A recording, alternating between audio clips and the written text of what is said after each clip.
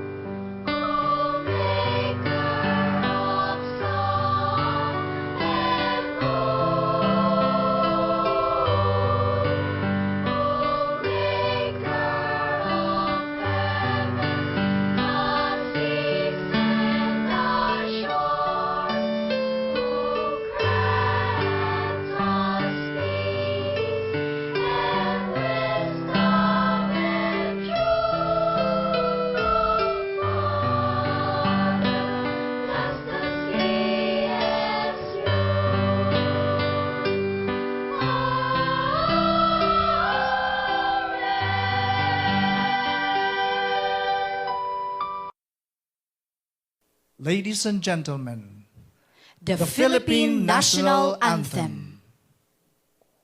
Bayang magiliw, perlas ng silanganan, alab ng puso, sa dibdib mo'y buhay.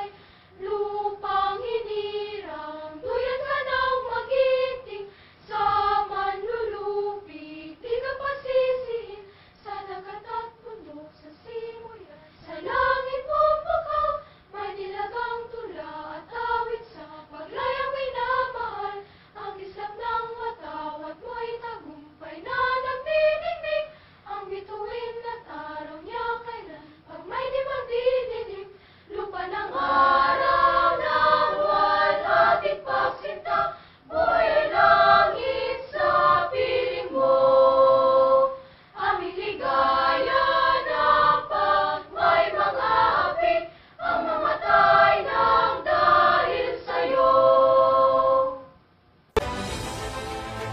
friends, ladies and gentlemen, the singing of the Catanduanes State University hymn. Lyrics by Mr. Jerry S. Rubio. Music by Professor Leticia A. Toledo.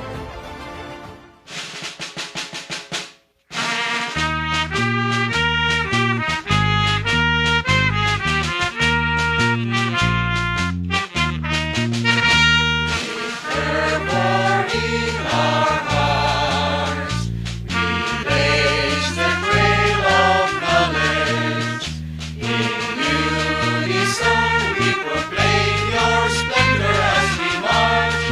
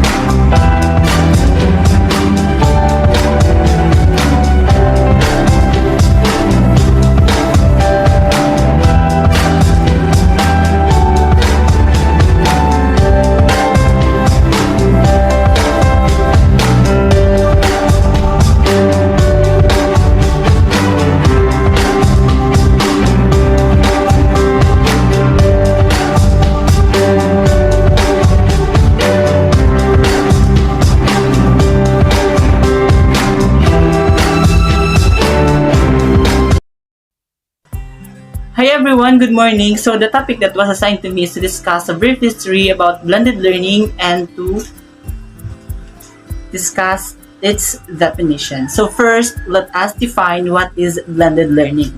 So according to this, the term blended learning or BL was short cited in a previous lesson as one of the broad categories of web-based instruction. So napapabilang siya sa mga broad ways to deliver effective lessons. Ito ang blended learning. Briefly, it was defined as an instructional method that delivers and combines effective lessons to each student. So, included po dito yung mga nasa far-flung areas. Kasi yung mga nasa far-flung areas is that maharap sila ng matinding pagsubok para matuto. Aside from the internet connection or regarding the internet connection, the distance from their house to school and their safety, of course. However, the body of literature forwarded other definitions expressing a variety expresses its bad effects to the students. Ang blended learning, although meron siyang naidudulot na kagandahan sa hindi lang sa guro, kasi vice versa to, natututo yung students and also the teachers. As a time passed by, nagkakaroon ng difficulties or that hardships or these bad effects sa mga students. Like for example, nag-focus sila in one way or in one process only. Kasi ang blended learning is a combination of computer-mediated and a face-to-face interaction with the students. The setting is the school. Kapag nag-focus yung students sa internet or through internet, by the help of the internet rather, magkakaroon sila ng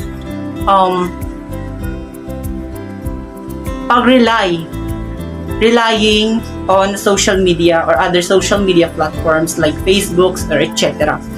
While kapag dumating naman sila sa school, hindi na sila masyado natututo because wala nang gumagabay sa kanila. Wala na yung social media or other resources na tinuturing nilang malaking tulong sa kanila. Ang kagandahan dito, or as a student, ang kagandahan dapat nakikita both sa online or the face-to-face interaction with the teachers. Historically, according to Charles Graham, blended learning is the convergence between face-to-face learning environments and computer-mediated or distributed learning environments. Meron tayong mga ginagamit ngayon now that we are facing this pandemic. Nagkaroon ng mabilisang swap towards the system. Nagkaroon ng blended learning while ginagawa yung interaction virtually. Nagagamit sila ng mga gadgets by the help of the internet connection. Pero kung iisipin natin, paano naman yung mga tao na nasa far-flung areas or medyo mga nasa malayo, mahina yung mga signals or talagang walang signal. Diba? Kung iisipin natin sila, lubang kawawa. Kaya, by the help of the computers or other technologies, nag-provide sila or bumuo sila ng mga bagay na pwedeng makatulong para may deliver nila yung mga effective lessons sa kanilang mga students. Like what? The printed modules na dinadownload ng mga facilitators online at piniprint, dinadala sa mga students, although maharap sila ng mga kahirapan. So, sa sistemang ito, ang nangyayari lamang is that releasing of modules and retrieval of modules. Kaya kung iisipin natin, safe, both the schools or the school administrations or the teachers, the facilitators, and the parents and students. So, let's go now with the models of blended learning. So, I have here the rotation model. What is the rotation model? In this model, the students rotates on a fixed schedule or the teacher's discretion between learning modalities, at least one of each online learning. Sa panahon ngayon, ito yung ginagamit. Ito yung model na nangyayari ngayon. Rotation model. Bago magsimula ang semester, nagkakaroon ng releasing of the schedules kung anong oras dapat mag-open ng students ng kanilang mga social media accounts for updates. Kung mayroong new release of modules, kung mayroong discussions, mayroong mga projects or other announces. And ito ang tinatawag na fixed schedule. Kailangan lang nila mag-online based sa schedule na nirelease ng faculties before the semester. Ang kagandahan dito is that hindi umiikot yung oras ng estudyante sa online lang or sa cellphone, using the cellphone. Now, did you know that rotation model has 4 sub-models? First is this station rotation. In this station rotation model, the students experience the rotation within a contained classroom or group of classrooms. Ito yung models na kung saan nagkakaroon ng, So first is the station rotation. In this model, if I am going to differentiate these to individual rotation or individual approach, in individual approach, it is individualized, while in station rotation, you can rotate within a group of classrooms. So, there are 6 steps, simple steps to observe this approach. First, step 1, create collaborative learning station. We are going to create a collaborative wherein the students will collaborate to each other. Step 2, assign specific learning tasks for each collaborative learning. After we created a group composed of 8 to 5 members, we are going to give them a specific topics. Next, so of course, before the step 3, of course, after we assign the topics, we need to give them a clear and specific direction for them to easily understand the objectives, the goals of the task. Step 4, give ample time for the group to do the task. Kailangan natin silang bigyan ng sapat na oras para gawin yung task na binigay natin sa kanila for them to accomplish it hindi in a rush way. Step 5.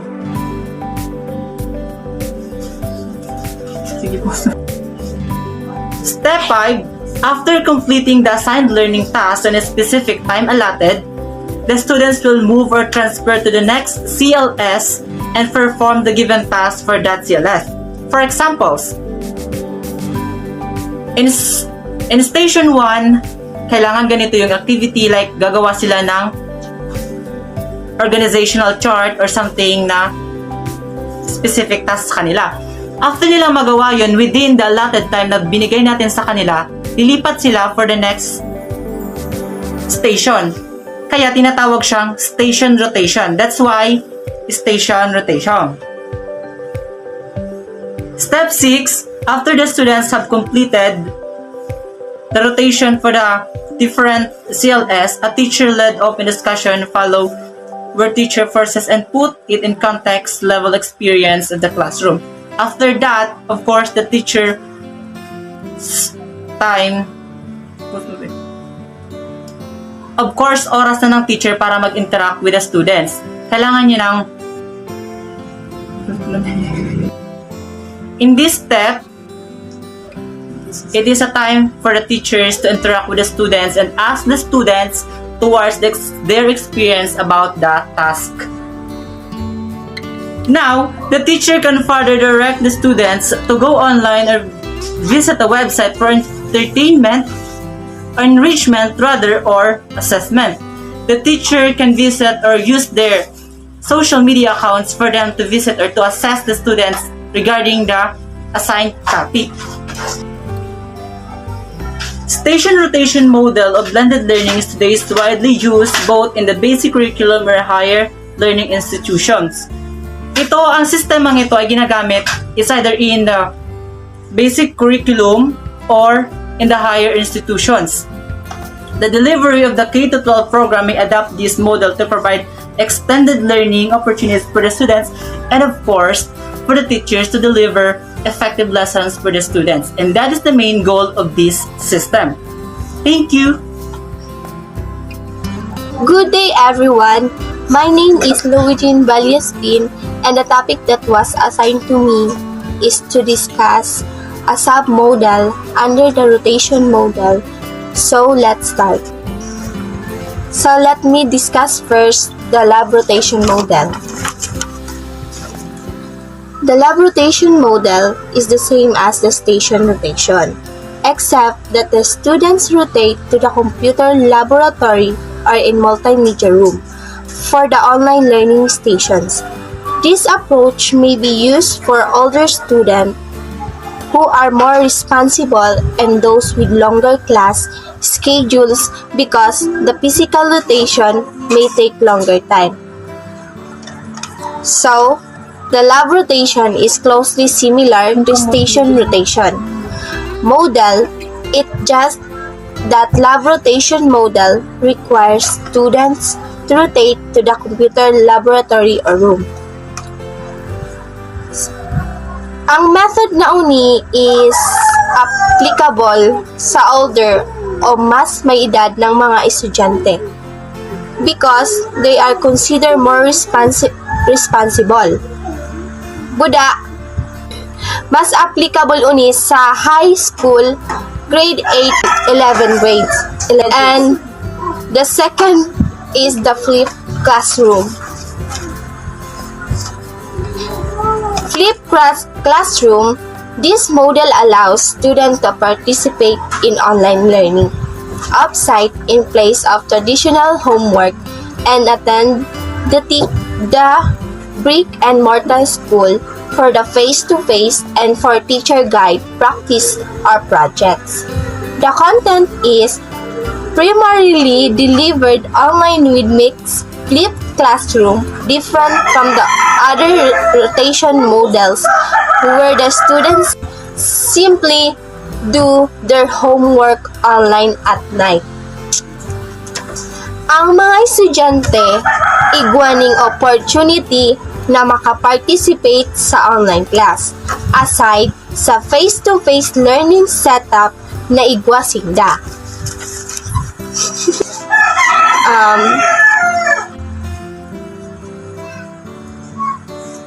Example is, I am enrolled in a face-to-face class.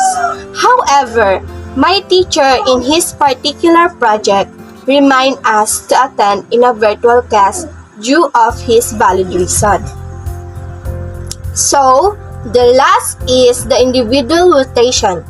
In this model, the teacher gives each student enrolled in a particular course or subject an individualized playlist and does not necessarily rotate to each available station or modality. The teacher provides the individual student schedules. So, from the word itself, the students works independently. That means stationary students stay at work according to their own time and task. So, the teacher gave the students one particular task to be accomplished in a given time to construct a diorama on a given topic. That's it, nothing else. Gagawin nila yan independently. I hope na naintindihan nyo ang aking discussion, and for you to understand it clearly or without a doubt, let me summarize it. To summarize guys, para hindi kayo malito, lagi nyo lang tandaan, in rotation model, the students are required na mag-rotate sa loob ng computer laboratory or sa multimedia room. And this approach is applicable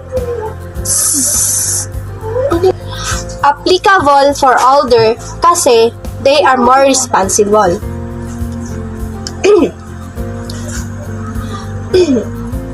And sa flipped classroom naman, inaalaw ng model na to ang students na mag-participate online. Hindi on-site. Kumbaga, pwedeng gawin ng mga estudyante yung mga activities nila in online setup.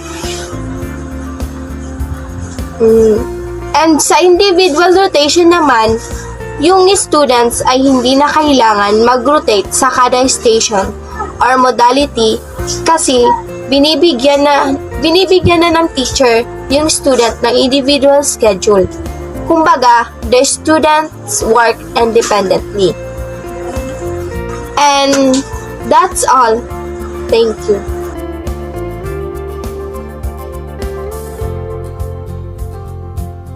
Good morning, everyone. I'm Joan P. Lorente, BPED student, and the topic that was assigned to me is the models of blended learning. So, we have 4 models.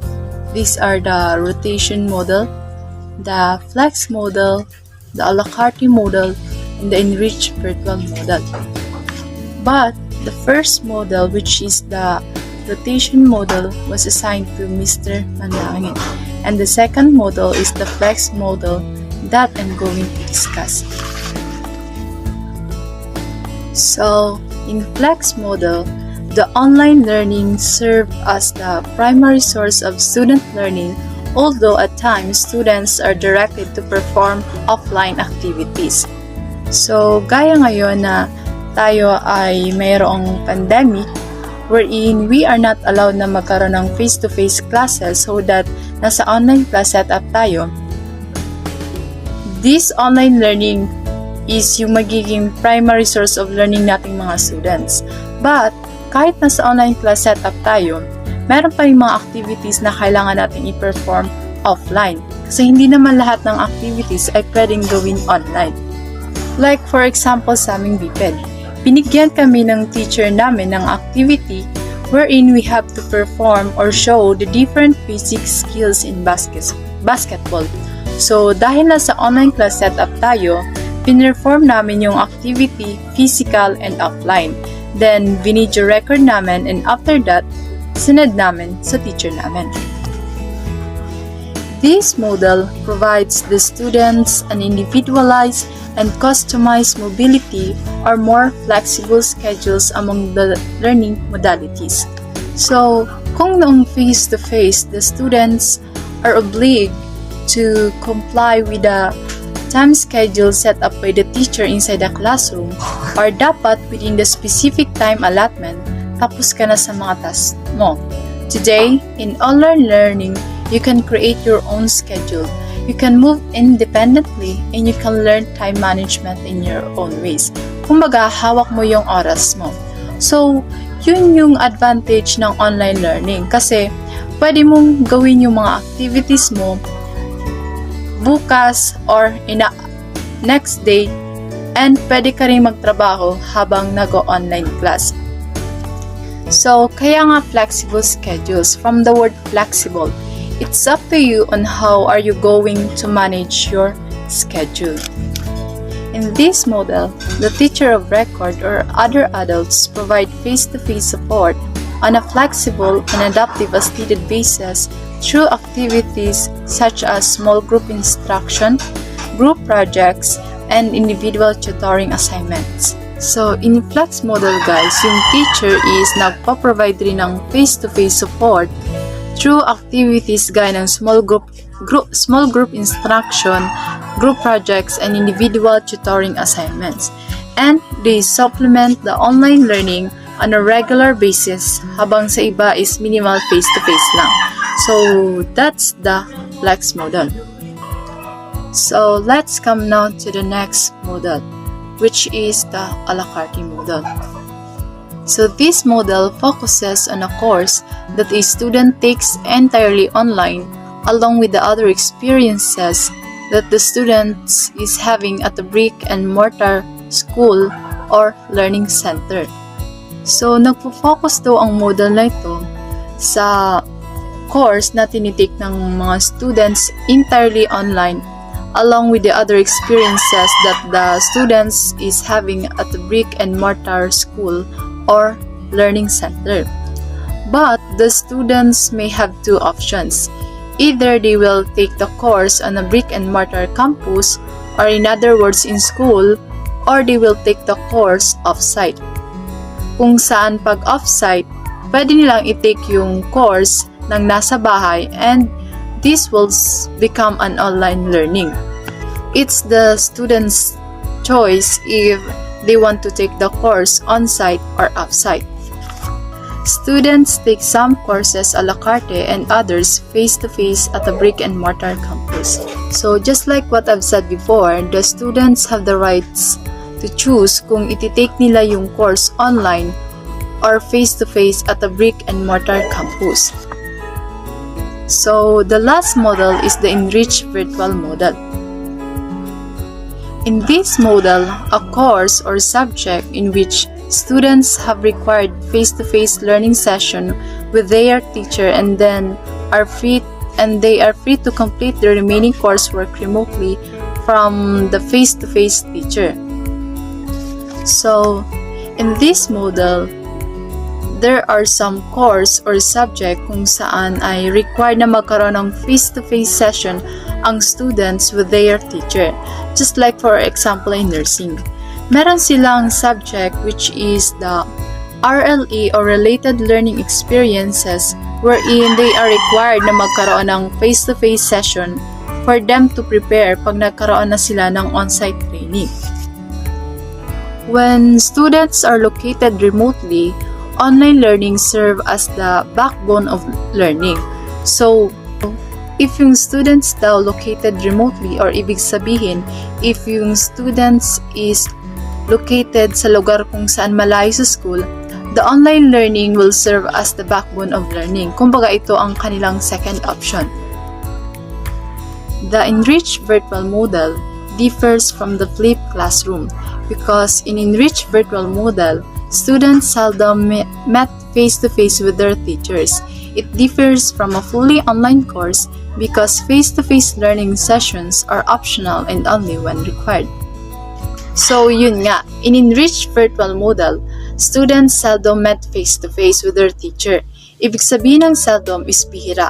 Kaya in this model, bihira lang mag-meet ang students and teachers ng face-to-face. Kasi nga, the face-to-face learning session is optional and only when required. So that's the enriched virtual model. So to summarize guys, para hindi kayo malito, lagi nyo lang tatandaan na ang flex model, they are more focused in online learning than face-to-face learning. Although they provide face-to-face but minimal lang at kung kinakailangan lang. And sa a la carte model naman, the online learning and face-to-face learning is optional. It's the student's choice if they will take the course on-site or off-site. And in enriched virtual model, in this model, nagkakaroon lang ng face-to-face kung required lang. So, that's all. And I hope na sana ay may natutunan kayo. Thank you.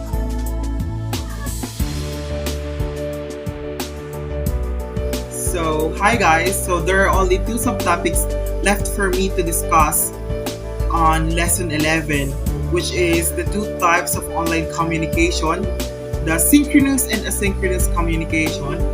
And the last one will be the three forms of online interaction: teacher-to-learner interaction, learner-to-content interaction, and learner-to-learner interaction.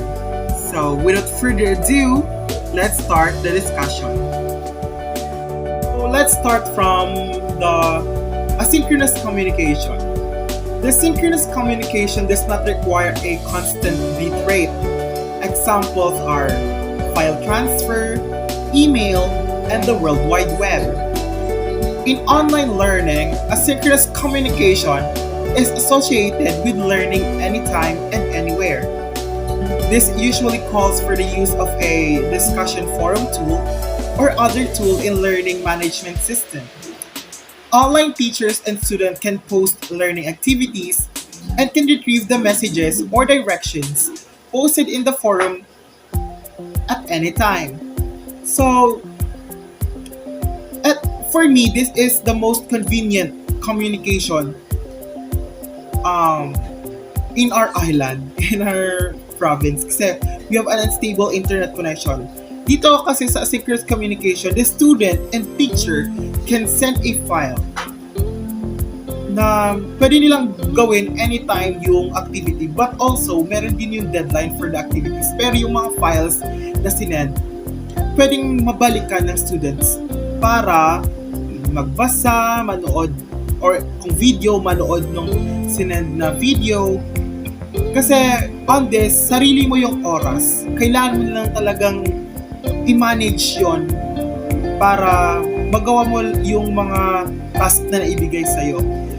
So yun, for the teacher will send, for example, sa Google Classroom, at the teacher will send the file, tas ikaw i-download mo na lang, and para if you have time, you can read the module, the learning material, and then answer it. Ganon kaganda yung asynchronous communication kasi walang nagdidikta sa'yo ng oras kung kailan mo dapat gawin. Meron siyang deadline, pero kung kailan mo dapat basahin, ganon, like kahit gabi, pwede ka mag-aral. Kasi pwede mong balikan. Yun yung maganda doon. Yung term na balikan, hindi tulad ng ex mo, hindi ka na yung babalikan. Char. Pero yun, may pwede kang balikan. Yung mga files, yung mga videos, pwede mo yung balikan. At anytime, pwede kang gumawa ng activities. Most especially, mabagal ang internet connection. Walang magandang network na stable, tapos yung electricity pa on and off.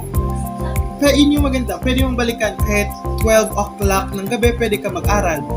Ito yung isa sa maganda kasi madami tayong classmates or schoolmates na mga working student kasi binubuhay nila yung sarili nila.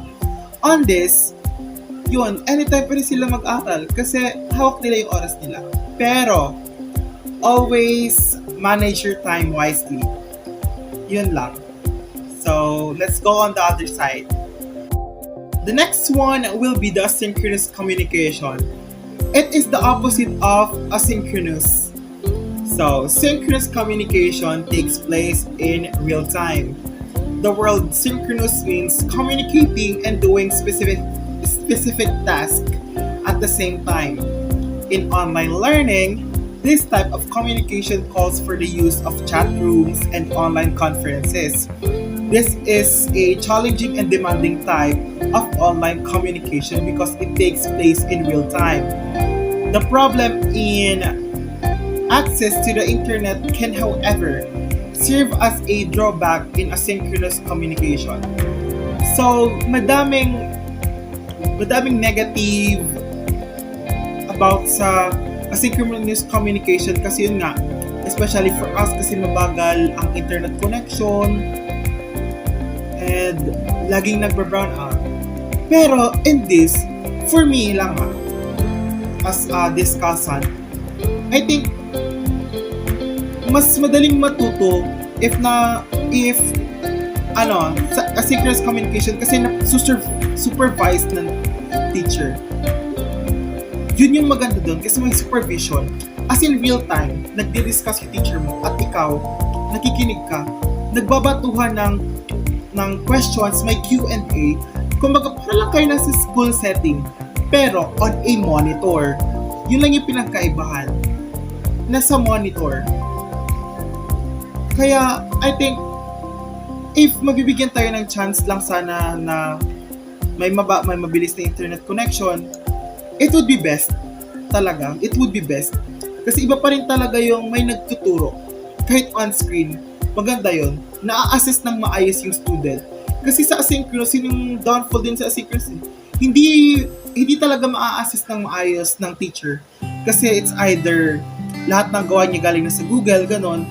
On this, dito, talagang nasusupervise niya na, yung bata, may natututunan kasi talagang on, real-time recitation, nakakasagot. May laman yung sinasabi. Yun yung maganda dito sa synchronous. Kaso nga lang yun, walang maayos na internet connection and patay sindi ang kuryente. Pero there are other universities, big universities talagang, ito yung ginagamit. Blended learning sila. May synchronous at asynchronous. Hindi sila purely online learning. Yun yung maganda. Kaso nga lang yun, hindi tayo privileged enough na magkaroon ng magandang internet connection at magandang supply ng kuryente. So yun, sad lang kasi it would be best sana. Pero yun yung meaning niya. The last topic of lesson 11 will be the 3 forms of online interaction. So according to Moore and Kearsley, active learning will not take place in an online environment unless the interaction is deliberately planned and the teacher encourages it. True, correct. In teacher-to-learner interaction, this form of interaction takes place when the online teacher, for example, conduct an open discussion with the students using the chat room, social media technologies, and other tools for online conferences. This type of interaction requires real-time communication, and therefore it is asynchronous. The chat room is the one basic tool where teacher-to-student interaction normally takes place. So, dito na papasok yung pag-assess ng teacher, yung assessment ng teacher through observation regardless of nasa monitor sa student. Mahalaga yun sa development ng learner. Yung na-assess pa rin ng teacher regardless of virtual. Ito yung tinatawag din na virtual classroom. Kasi, yun, real time kayong nag-uusap. Pero, ang pinagkaiba lang, nasa own pace mo ikaw and nag-aaral ka using the monitor. Diba? Parang, dati pinapangarap lang natin to, diba? Yung sa mga artista, ganun diba yung wow, nag-online siya homeschooling. And now, lahat tayo homeschooling na. So yun, and sabi daw, dito sa teacher-learner interaction, dito papasok yung feedback. For example, yung teacher nagbigay ng activities. And based sa kanyang mga gawa, iba, parang naglilihis yung mga answer niya. So doon, magbibigay ng feedback yung teacher. Ganito, ganyan. Para sa part na yan, malalaman ng learner na, mali pala yung ginawa ko. I need to change this. I need to do my best on the next activity. So yun, mahalaga yun. And providing clear and detailed information to the learner to every step of the way. So yun. Kasi, ang mahirap kasi sa asynchronous, sinesend lang yung direction without, hindi masyado maintindihan kasi, diba, alam mo yung, ang hirap intindihan yung direction ni sir, ni ma'am. So, in this, magagay talaga ng maayos ni ma'am, ni sir, yung student. Pag merong teacher and learner interaction. And also, sana, meron kasi ibang teacher talaga na ibang attitude na ang hirap i-approach. So yun, minsan iba-iba kasi yung timpla ng mga teacher. Tao din ang teachers. So yun. So, pero maganda pa din yung mag-a-approach ka sa teacher mo para mas maintindihan. And mas maganda if i-approach mo siya if nahiya ka, sige, personal message mo. If you have some queries about the activity, pwede mo siya isend sa group chat para yung iba mong classmate na mahihain, gusto din tanungin yung same question na itatanong mo o sasagot ni ma'am. Yun yung mas maganda. So yun lang talaga yun.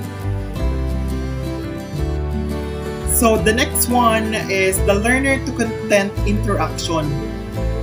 Interaction with content in the context of online learning can take many forms and serve a variety of functions. The learner-to-content interaction is demonstrated with online students are given the opportunity to interact with the lesson or specific subject matter which may be assigned to them by their online teacher. For example, The online teacher directs the student to visit a website to read a particular article that covers the lesson. It can also be demonstrated with online students are assigned to a particular web-based instructional materials, such as a simulation of tutorial program. This interaction takes place only between the student and the content without the teacher. So, papasok na dito yung teacher will offer a content in different formats including text, audio, or video. And also, give them breaks or quizzes to check for understanding. Also, make sure that materials can be read easily on the screen or can be printed. Moreover, create challenging tasks that require students to interact with the content and explore the topic in greater details. Yun naman yung for the assessment. And also, diba, tawag doon, pag for the student, bibigyan tayo ng learner materials ng teacher. Pero, ang nasa laman ng learner material na yon, kulang pa yon. As a student, you must read a supplementary materials para mas matuto ka. Kasi there are some activities na wala talaga din sa module yung sagot. Because, ang intention lang ng learner material for you to read and yung curiosity mo, mas lalo kang mag-curious, parang ganito, about, for example, sa Little Prince ni Saint-Exupéry. Maganda yung story. Tapos, magre-research ka about doon, it's either sa Little Prince, yung history ng Little Prince, paano siya nagawa ni Saint-Exupéry, who is Saint-Exupéry, yun. Magkakaroon ng curiosity mata, will research on that topic. Diba? Kaya dapat merong learner to content interaction. Diba? Ang ganda lang, yung curiosity mo, tataas. Kasi, yun yung nandun sa content. It's either by reading, pakikinig, auditory, or panonood ng video. Diba? Kaya, ma-open talaga lahat ng senses mo. And yun sa content, dapat talagang hilig ka magbasa. Sabi daw nga, making reading a habit. Dahil yung lahat ng nababasa mo dyan, in the future, magagamit mo din yan. So, yun. And for the learner-to-learner interaction, the learner-to-learner interaction is perhaps the most important of the three forms of online interaction according to Morse. This type of interaction takes place between and among online students. If you recall your previous course, the teaching methods and strategies designing learning activities in a traditional learning environment requires your creativity to prompt and sustain learner-to-learner interaction. So, yung pinaka-use talaga ng learner-to-learner interaction is yung collaboration between learners, your peers, your classmates. Kasi mas natututo talaga tayo pag hindi mo iniisip masyado yung magtatanong ka, diba? Like, for example, ako, confused ako sa mga psychomotor sa major namin. Sometimes, busy si sir, hindi masyado, nag-chat pero hindi siya online kasi busy, ganon. You can ask your classmates, di ba? Kasi meron din silang knowledge about doon. Maganda yun yung sa group chat, ganon, nagbabaton kayo ng questions, nagbe-brainstorming with your classmates. Yun. And also, it enables students to interact with each other even in your absence through new technology. Yun, yung sa chat, sa Facebook, diba, sa Messenger. Diba, lahat naman ata tayo merong private group chat na hindi kasali si ma'am si sir. Doon tayo nagtatanungan, uy, paano to? Paano yan? With that, yung isa nating classmate na, alam niya pala yung gagawin. Lahat kayo na nandun sa group chat mo, ninyo, matututo, magkakaroon ng idea kung ano yung gagawin nyo. Diba? Yung collaboration, mahirap nga lang dito, yung asa-asa lang, yung walang naiambag kasi nga lang, huwan tamad, naghihintay na lang sa kung ano yung ibibigay. Dapat dito sa learner-to-learner interaction, it is a give and take process. Hindi yung tanong ka lang ng tanong, wala ka malang may sagot kahit meron kang alam, mga ka lang. Don't be selfish. Help each other out. Magtulungan tayo para sabay-sabay tayong gagraduate. Baka in the future, hindi lang sabay-sabay, nandun pa tayo sa unahan nakaupo. Maganda yun. Magtulungan tayo para maganda diba yung nagtutulungan? Sabay-sabay lang tayong aahon sa buhay. And also, provide a student-only forum where learner can discuss their interests, or you can even schedule chat sessions that they can attend to discuss a specific topic. So yun yung sinabi kanina, yung magkakaroon na ng pag-usap na pang-akademiko, magkakaroon pa sila ng interaction where mas makikilala yung isa't isa, magkakaroon ng bonding. Diba, maganda yung nag-usap kayo na pang-academics na, pang-fun pa, yung, alam mo yung mag-uusap-usap kayo, pero yung sa pag-usapan nyo, may matututunan kayo. Yun yung maganda. Kasi di ba most of the time, nahihiya tayo sa mga teacher. Huwag kayong mahiya. Pero, if times talagang hindi mo kayong, tanong ka sa classmates, brainstorm. So, yun lang naman. Here, on the last part, one of the essential interaction that can happen in an online setting is the use of online discussion. One major benefit of online discussion is that they can combine all three types of interaction. So dito na yung combination na nung lahat ng interactions na pinag-aralan natin kanina. Here, for example, student can read or view materials to prepare for the discussion, then share their thoughts with the student, peers, and ultimately receive feedback from the instructor. Online discussion can help students achieve positive learning outcomes. However, online student-instructor and student-student interactions have a different place, time, and fidelity dimension. Yon, yung magkakabase na tayo dito yung sa availability, most especially kung, di ba, asynchronous or synchronous yung class. So, yun lang naman. We're on the modern world where technology arouse and ever-changing, madaming changes. And para hindi ka ma-culture shock, hop in with the changes. Hop in with the globalization. Yun. Magsabay ka. Sabay with the flow sa globalization. Yun yung best. And also, most especially, we are a learner-centered teaching and learning process. So, most of the time, yung student kailangan magbasa kasi hindi lahat ng oras aasa kay teacher. Hindi teacher mag-spoon-feed sa'yo ng answer yung tanong mo. Merong internet, merong library, you can search from your own pace. Hindi lahat asa kay teacher. And make reading a habit. Dahil pag nagbabasa,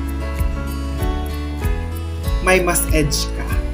So, thank you!